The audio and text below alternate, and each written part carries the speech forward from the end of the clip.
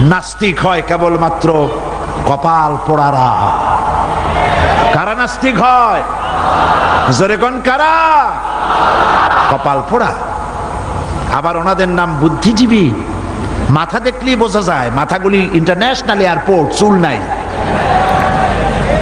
যাও দু এক গাছ আছে পাটের দড়ির মতো সাদা, দেখলেই ঠিক পাওয়া যায়। চেহারা শরীফ, দেখলেই বোঝা যায় নামাজ নাই, রোজা নাই, চরিত্রহীন।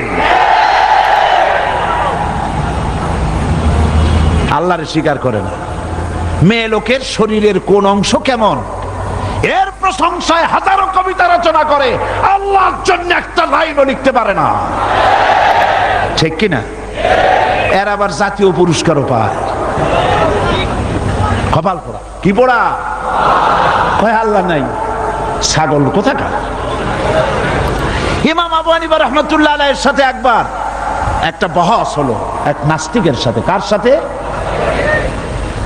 সময় ছিল ধরুন বেলা 11টা। উনি সেই মজলিসে উপস্থিত হলেন বেলা 1:30টায়। সমস্ত মানুষ অসন্তুষ্ট। নাস্তিক বলছে যে আপনার সাথে কিসের তর্ক করব? আপনার সাথে কোনো তর্কই করব না, কোনো আলোচনাই করব না। যে ব্যক্তির কাছে সময়ের গুরুত্ব নাই, এত বড় প্রোগ্রামের গুরুত্ব নাই, সময়ের মূল্য নাই, তার সাথে বহস কিসের? তিনি খুব শান্তভাবে জবাব দিলেন, ইমামে আযম আবু হানিফা রাহিমাহুল্লাহ, জান্নাতুল ফেরদাউসে আল্লাহ তাকে স্থান করে দিন।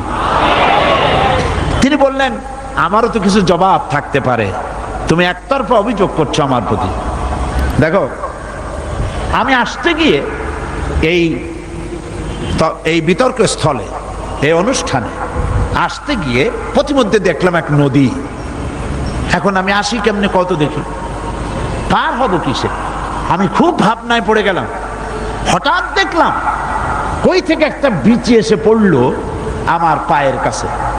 অমনি বিচিটা অঙ্কুরিত হয়ে দুটি পাতা গজিয়ে দেখি না দেখ বিশাল মহিরুহে বড় এক গাছে পরিণত হয়ে গেল। আমি শুধু তাকায় তাকায় দেখি, হইল কি? একটু পরে কোত্থেকে একটা করাত এলো, গোড়াটা কেটে দিল, দাম করে গাছটা পড়ে গেল। অমনি চিরে চিরে তক্তা হয়ে গেল। কোত্থেকে এক হাতুড়ি এলো, ঠাস ঠাস করে লোহা মারলো, পট করে নৌকা হয়ে গেল। সেটা পড়ে গেল নদীতে। দেখছেন? সুবহানাল্লাহ কই ফেলেছিলেন? আরে কি এর সুবহানাল্লাহ কোন? আগে তো শুনবেন।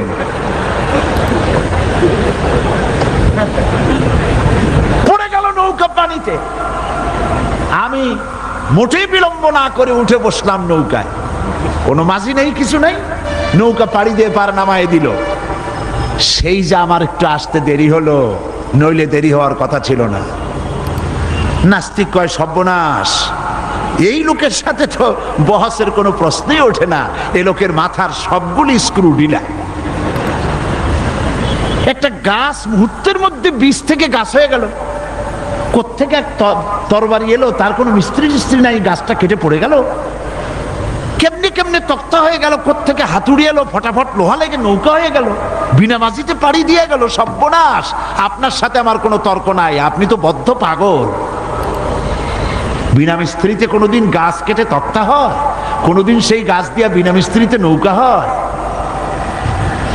আমার বন্ধুগণ, ইমাম আযম ইমাম আবু হানিফা রাহিমাহুল্লাহ তিনি বললেন, শোনো নাস্তিক, তোমার সাথে কোনো কিতাব দিয়ে বহস করতে চাই না। আমি বদ্ধ পাগল না, তুমি বদ্ধ পাগল, সেটাই প্রমাণ হবে।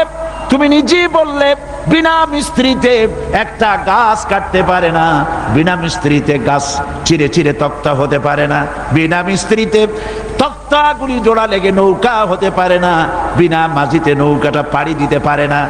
একটা ছোট্ট নৌকা যদি, একটা ছোট্ট গাছ মিস্ত্রি ছাড়া যদি তক্তা না হতে পারে, মিস্ত্রি ছাড়া যদি ছোট্ট একটি নৌকা না হতে পারে, মাঝি ছাড়া যদি পাড়ি না দিতে পারে, এই বিশাল আকাশ বিনা মিস্ত্রিতে হলো, এই মানুষগুলি বিনা মিস্ত্রিতে হয়েছে কেমন করে তুমি বুঝলে? নাস্তিক সঙ্গে সঙ্গে ইমাম আযমের পায়ের উপরে পড়ে গেল আর বলল, আল্লাহু আকবার।